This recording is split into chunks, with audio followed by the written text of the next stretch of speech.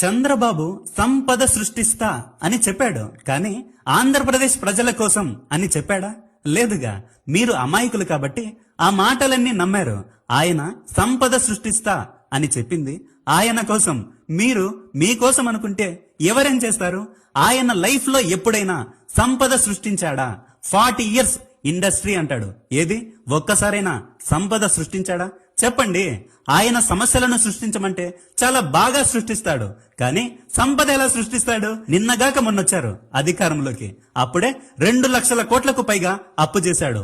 ఆ అప్పుకు లెక్క చెప్పవయ్యా అని అడిగితే విజయవాడ వరదల్లో అగ్గిపెట్టెలకు కొవ్వొత్తులకు ఖర్చు పెట్టానని అర్థం లేని సమాధానాలు చెబుతాడు, లేదంటే కామ్గా ఉంటాడు.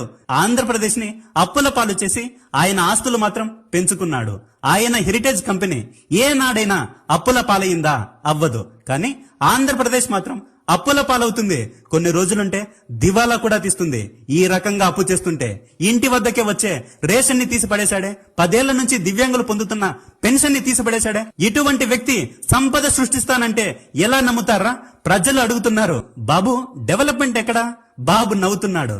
2 ఎకరాల నుంచి 2 లక్షల కోట్లకు పైగా ఆస్తులు సంపాదించాను, అదేరా డెవలప్మెంట్ అంటే. వేసేసాడు, బాగా వేసేసాడు.